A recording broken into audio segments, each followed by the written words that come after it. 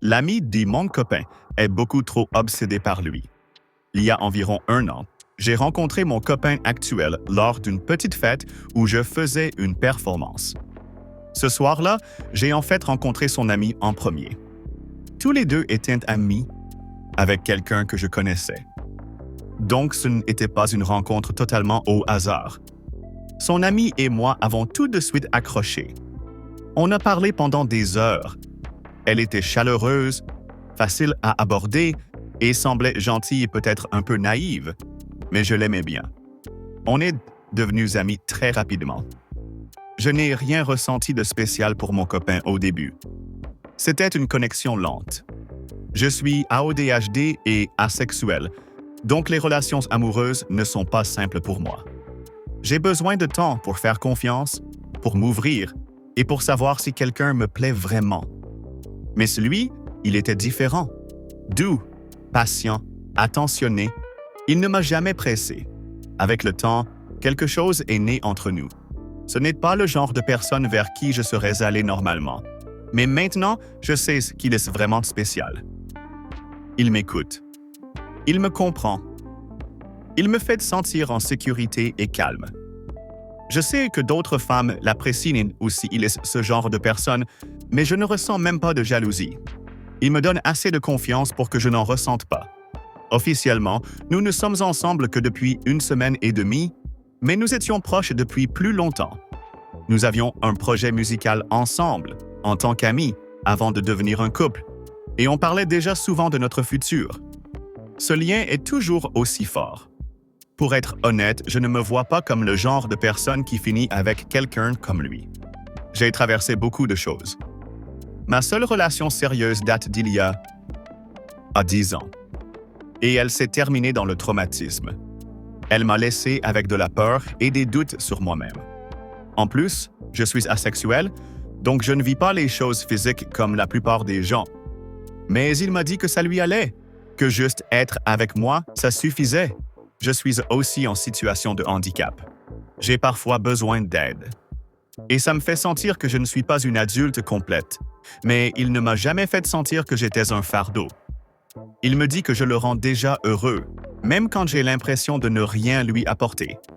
J'ai du mal à y croire, mais j'essaie. Et maintenant, parlons de son amie. Elle et mon copain se connaissent depuis longtemps. Ils viennent toutes les deux du Venezuela et se sont rencontrés à l'université. Quand ils ont déménagé ici, ils ont même vécu ensemble. Je savais qu'ils étaient proches, mais je ne connaissais pas toute l'histoire jusqu'à ce qu'ils m'en parlent après qu'on ait commencé à sortir ensemble. En fait, ils étaient en couple il y a 8 ans. Il m'a dit qu'elle ne s'était jamais vraiment remise de lui. Qu'à l'époque, même après leur rupture, elle disait encore qu'elle l'aimait en public et elle se montrait possessive quand il parlait à d'autres femmes. Il m'a raconté une fois qu'elle l'avait espionné par sa fenêtre et qu'il l'avait surprise parce que son téléphone avait sonné avec une sonnerie très forte et unique. Au début, cette histoire me paraissait un peu folle, mais je lui ai fait confiance. Pourtant, à cause de mon passé avec un ex-manipulateur qui utilisait la jalousie pour me contrôler, un petit doute est resté au fond de moi. Il m'a dit qu'elle avait arrêté ce genre de comportement il y a environ 1 an, après qu'il lui ait fixé des limites claires. Je l'ai cru. Je voulais croire qu'elle avait mûri. Mais dernièrement, les choses sont redevenues étranges. Il y a quelques mois, elle a perdu son travail juste après avoir emménagé dans un nouvel appartement. Elle n'a pas de famille proche, donc mon copain a commencé à l'aider financièrement. J'étais d'accord. Je ne voulais pas qu'une amie à moi ait faim ou se retrouve à la rue. Il voulait juste l'aider, par gentillesse. C'est une des raisons pour lesquelles je l'aime. Il est toujours là pour les autres. Mais ensuite, les choses ont changé. Elle est devenue très anxieuse et a commencé à agir de façon bizarre, presque manipulatrice. Elle le faisait culpabiliser parce qu'il ne venait pas la voir, disait qu'il l'abandonnait. Elle s'attendait à ce qu'il soit toujours là, comme s'il lui devait quelque chose. Ce n'était plus juste demander de l'aide, c'était lui faire porter la faute, lui faire croire qu'il faisait quelque chose de mal en vivant sa propre vie. Il lui a même trouvé un entretien pour un emploi, et elle est arrivée avec 30 minutes de retard à son essai.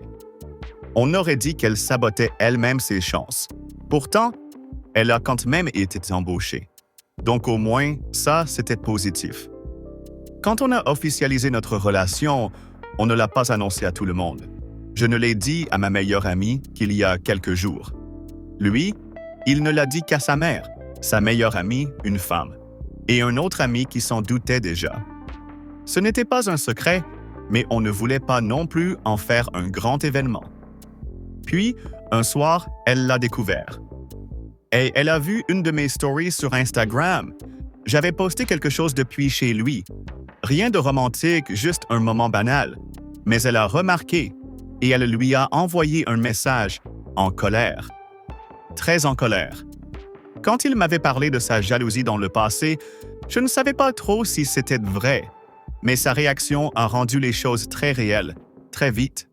Elle a commencé à lui envoyer des messages pour le mettre en garde contre moi. Elle disait que j'allais le faire souffrir. Elle n'a jamais expliqué pourquoi, juste qu'elle savait des choses sur moi.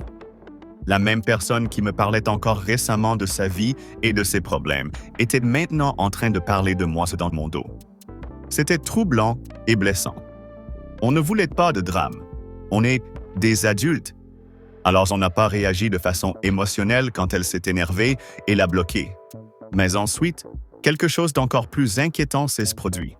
Elle est venue chez lui, pas pour parler, pas pour s'excuser, juste pour regarder, pour nous espionner. Elle est restée debout devant sa fenêtre. 2 fois, et à chaque fois, on a croisé nos regards. Ce n'était pas un hasard. Ce n'était pas juste un passage. Elle nous observait. Elle a fait comme si de rien n'était. Quand il lui a envoyé un message pour lui demander ce qu'elle faisait, elle a fait semblant de ne pas comprendre. C'était exactement comme l'histoire qu'il m'avait racontée d'il y a des années. L'espionnage. Le mensonge. Le déni. Après ça, ils ont enfin parlé au téléphone. Elle a dit qu'elle allait prendre du recul. Elle s'est excusée pour ce qu'elle avait dit sur moi, mais honnêtement, je ne sais pas si cette excuse était sincère. Je ne lui ai pas reparlé depuis, et je ne sais pas si j'en ai envie. Il lui a dit qu'il ne lui enverrait de l'argent qu'un mois de plus. Ensuite, elle devra se débrouiller seule. Il a aussi coupé le lien émotionnel. C'est terminé. Je sais que c'est dur pour lui de s'éloigner d'une amie de si longue date, mais c'est nécessaire. Elle m'avait répondu à un message sur Instagram avant que tout ça n'éclate. Je ne lui ai pas répondu. Je ne sais pas quoi dire. Je ne crois pas vouloir ouvrir cette porte. Et me voilà maintenant. Je suis dans une relation qui marche vraiment, avec quelqu'un qui me voit vraiment, qui me fait me sentir en sécurité, même quand je me sens brisé. C'est étrange. Je ne sais pas encore comment l'accepter pleinement. Je n'ai jamais connu quelque chose comme ça. De l'amour vrai, du respect réel, un soin sincère. Et je ne veux pas que tout ça soit gâché par quelqu'un qui ne sait pas tourner la page. Je sais qu'il y aura encore des obstacles sur le chemin. La vie n'est pas parfaite. Les gens sont compliqués. Mais j'essaie de m'accrocher à ce que j'ai, parce que c'est beau. C'est bon. Et je commence à me dire que, peut-être, je le mérite.